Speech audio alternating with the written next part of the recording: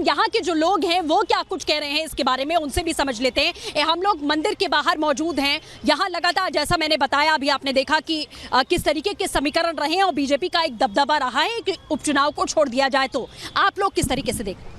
देखिए, यह जो मंदिर है, यह मंदिर नहीं बल्कि यह कहिए कि यहाँ के जन आंदोलन का एक केंद्र रहा है। जिस प्रकार से लोग जो यहाँ पर आसपास के पूरे पूर्वांचल के लोग आज नहीं, आज के 20 साल 25 साल 50 साल पहले से जब से कोई भी समस्याओं का सामना करते थे, चाहे वो किसी भी जाति के हों, किसी भी मजहब के हों, किसी भी धर्म को मानने वाले हों, उनको जब भी अपने परेशानियों का निवारण नहीं मिल पाता था तो यहाँ के महंत लोगों के शरण में आते थे। रवि किशन जी की अगर बात करें तो कितने नंबर देने वाले हैं? देखिए, रवि किशन जी निश्चित रूप से जिस प्रकार से वह एक अभिनेता थे और उनके एक अभिनेता ऐसी छवि थी, लेकिन जैसे उन्होंने सांसद का चुनाव यहाँ से जीता और उन्होंने अभिनेता के साथ नेता की छवि को भी अपने साथ जोड़ा, यहाँ पर प्रतिदिन जो है जनता के बीच में रहते हैं, जनता की समस्याओं को सुनते हैं। मतलब खुश हैं आप लोगों से? आप लोग बताइएगा क्या खुशी है रवि किशन को लेकर? अगर बात करें, गोरखपुर क्या कह रहा है इस समय लोकसभा चुनाव? गोरखपुर यह गोरखनाथ मंदिर, लाल किला है।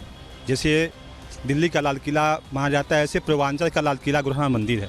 और इस मंदिर से जो भी व्यक्ति प्रतिष्ठित हो जाता है, नाम हो जाता है, तो उसे चुनाव पहले से जीता हुआ माना जाता है, क्योंकि ये नाथ संपदा की सीट है। यह यहाँ की जनता, यहाँ के लोग नाथ संपदा को मान के वोट देते हैं। रवि किशन या किसी सांसद को नहीं देते हैं, ये देते हैं कि ये नाथ संपदा है। यहाँ परम पूज्य योगी जी और द्विजयनाथ जी, बड़े महाराज जी, जितने लोग रहे हैं उनके नाम पे यहाँ वोट मिलता है। और सांसद जी यहाँ नियंत्रण क्षेत्र में रहे हैं और लोगों में काम किए हैं, लोगों के बीच में काम किए हैं। ठीक है, यहाँ के जो सांसद हैं और अभी प्रत्याशी हैं लोकसभा से, वो ये बात कहते रहे हैं कि मैं पूरी इंडस्ट्री मैंने यहाँ पर लगा दी ताकि मैं लोगों के बीच में रहकर उनकी सेवा कर सकूं। इससे संतुष्ट हैं? इस गुरु गोरक्षनाथ के तपोभूमि पर आपका स्वागत है और मैं धन्यवाद देना चाहता हूं कि आपने अपने कीमती समय निकालकर गोरखपुर में ही पूरे हमारे गोरखनाथ मंदिर को कवर किया है। इसके लिए आपके चैनल को बहुत बहुत धन्यवाद।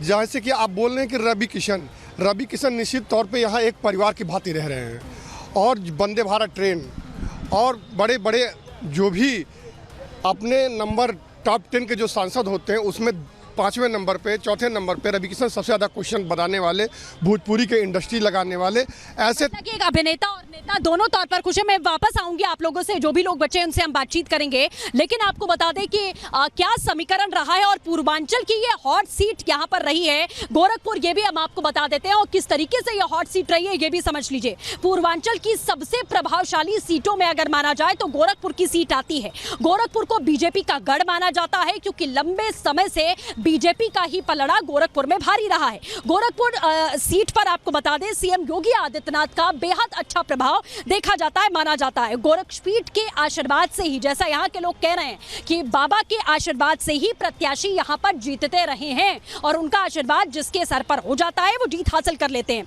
आसपास के जिलों तक यहाँ की सियासत जो है उसका असर देखने को मिलता है। और आपको ये भी बता दें कि गोरक्षपीठ धाम हिंदू धर्म का बेहद महत्वपूर्ण केंद्र भी माना जाता है, इसीलिए यह हॉट सीट है और बेहद प्रभावशाली सीट मानी जाती है। इसी के साथ अब आगे बढ़ते हैं और आपको यह भी बता देते हैं कि बीजेपी का यह जो गढ़ है यानी कि गोरखपुर, जिसमें आपने तमाम समीकरण समझ लिए, वहां पर किस तरीके से त्रिकोणीय रण जो है वो इस बार देखने को मिल रहा है। एक तरफ आपने देखा कि बीजेपी ने फिर से भरोसा किया है भोजपुरी के जो अभिनेता हैं, सुपरस्टार हैं यानी कि रवि किशन पर। समाजवादी पार्टी की अगर हम बात कर लेते हैं यानी कि गठबंधन की जो प्रत्याशी हैं वो काजल निषाद, जिनको कुछ समय पहले हार्ट अटैक आया था, अभी वो अस्वस्थ बताई जा रही हैं। बसपा की ओर से अगर बात करें तो जावेद सिमनानी को मैदान में उतारा गया है। ये त्रिकोणीय मुकाबला गोरखपुर में देखने को मिल रहा है, लेकिन रवि किशन लगातार इस बात का दावा कर रहे हैं कि यहां पर कोई भी त्रिकोणीय मुकाबला या फिर किसी प्रकार की टक्कर नहीं है क्योंकि बाबा का आशीर्वाद है। और आज उन्होंने हमसे बातचीत में ये भी बात बताई कि योगी आदित्यनाथ और उनके बीच की जो ट्विनिंग है वो आखिरकार कैसी है, किस तरीके से हंसी मजाक का सिलसिला भी जारी रहता है। आपको दिखाते हैं इस रिपोर्ट में। भगवान की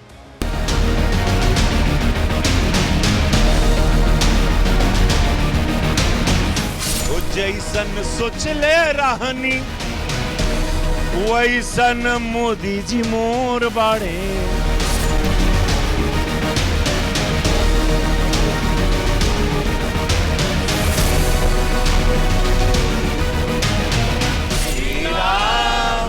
जानकी बैठे हैं मेरे सीने में। रिपब्लिक भारत को मैं दिल से साधुवाद। गुरु गोरक्षनाथ की धरती पर आप आई हैं, मैं आपका स्वागत करता हूं और हरा हरा महादेव के उद्घोष के साथ हम लोग अपनी आज की ये चुनावी यात्रा शुरू करते हैं। तो कुछ इस तरह रिपब्लिक भारत संवाददाता सृष्टि पांडे ने गोरखपुर लोकसभा सीट से बीजेपी प्रत्याशी और भोजपुरी स्टार रवि किशन के साथ अपनी 5 विधानसभाओं का हाल जानने का सफर तय किया। रवि किशन के घर से ही रिपब्लिक भारत की टीम निकल पड़ी अपनी स्पेशल कवरेज पर।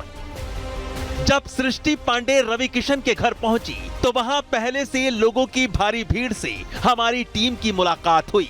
गोरखपुर के इन वासियों से बात कर ये बात तो साफ हो गई कि जो हम लगातार सुन रहे थे कि इस सीट पर सवाल जीत हार का नहीं है, सवाल है रवि किशन कितने मार्जिन से जीतते हैं इसका।